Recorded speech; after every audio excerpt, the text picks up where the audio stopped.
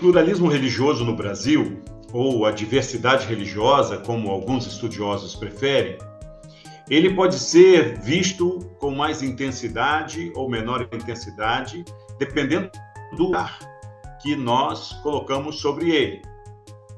Particularmente, eu gosto muito de usar o princípio pluralista, que é uma categoria que eu tenho trabalhado e que procura olhar as religiões e as espiritualidades não a partir das suas expressões mais formais, institucionais, eu costumo dizer assim, olhando de frente, não é?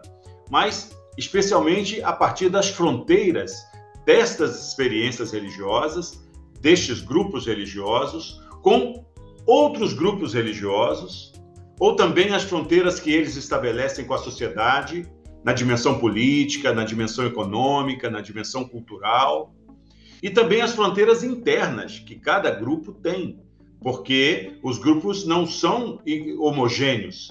Internamente, eles são muito variados e há uma pluralidade interna muito grande. Então, o pluralismo não é só visto de maneira horizontal, não é?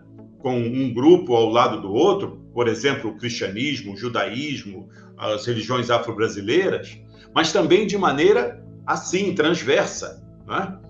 Porque, dessa forma, cada grupo também tem a sua divisão interna, por fatores ideológicos, por fatores políticos. Os temas ligados à sexualidade humana também pluralizam muito os grupos religiosos. Por isso a gente fala sempre com o plural, o S.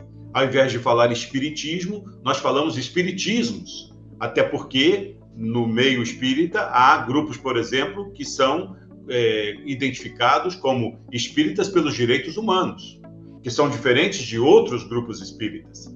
Então a gente sempre fala no plural, assim como também catolicismo. Não falamos catolicismo, o pluralismo é tão forte que precisamos falar no plural, catolicismos.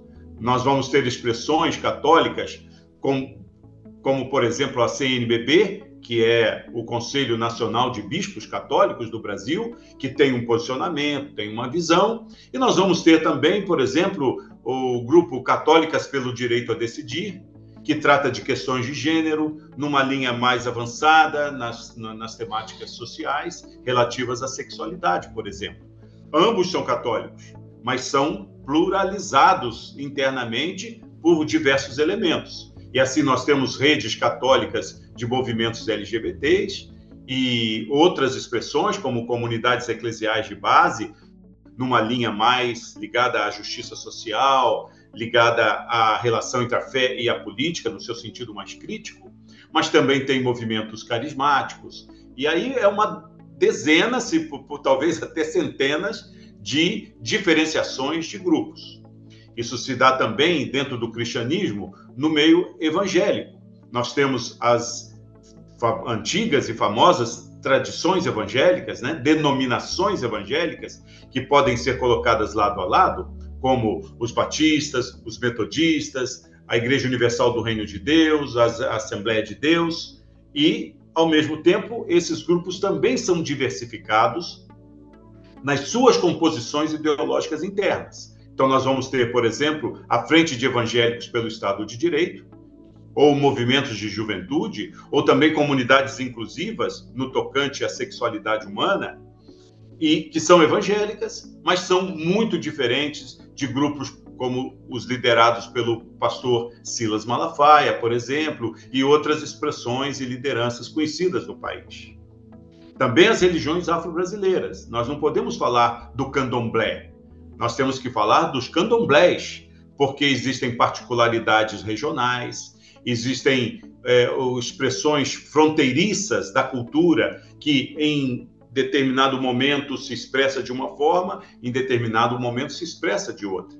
Então nós falamos de candomblés, de umbandas, tudo no plural, não é? E de encantarias. Então, isso significa que não podemos falar de religiões afro-brasileiras, né? Nós temos que sempre pensar na diversidade interna delas. Então, o pluralismo, os órgãos da imprensa, da mídia, gostam muito, por exemplo, de, quando fala do catolicismo, então fala o bispo, né? mas nós temos que perceber também que existem outras vozes, outras falas. Mesma coisa as religiões afro-brasileiras, as religiões orientais são diversas, dependendo da procedência, do seu histórico. Nós temos a Seishonoe, por exemplo, a Igreja Messiânica, que é uma religião não cristã, embora com esse nome, igreja, né? Se confunde um pouco, parecendo ser uma expressão cristã, mas é uma expressão oriental, com o seu corpo doutrinário, com uma adesão imensa de brasileiros pelo Brasil afora, né? As casas de Jorei, né? E uma série de outras expressões, sem falar naquelas que são chamadas assim mais tradicionais, como o judaísmo, o islã, também não são homogêneos. Nós temos grupos feministas no Islã, nós temos grupos de esquerda no Islã, nós temos os judeus pela democracia, que é um grupo fortíssimo dentro do judaísmo. Então, isso mostra esse quadro diverso, né, que inclui também as cosmovisões indígenas, que muitas vezes são interligadas com outras expressões de fé, como o próprio cristianismo. Então, o nosso óculos, se ele for bem ajustado dentro do princípio pluralista, nós vamos ver uma diversidade, tanto nessa direção como nesta direção, né, de expressões religiosas. Agora, se a nossa lente não estiver muito ajustada, nós vamos indicar aí os grupos hegemônicos, que em geral todo mundo conhece, catolicismo e tal, e temos um quadro simplificado e reduzido da realidade. A realidade do pluralismo religioso, ela é complexa e ela é intensa, e ela exige de nós uma atenção cuidadosa. E essa atenção nós temos colocado nas mãos do princípio pluralista, porque ele trabalha com os entrelugares da cultura e com as fronteiras que os grupos religiosos mantêm com a sociedade, com outros grupos religiosos e até as fronteiras internas.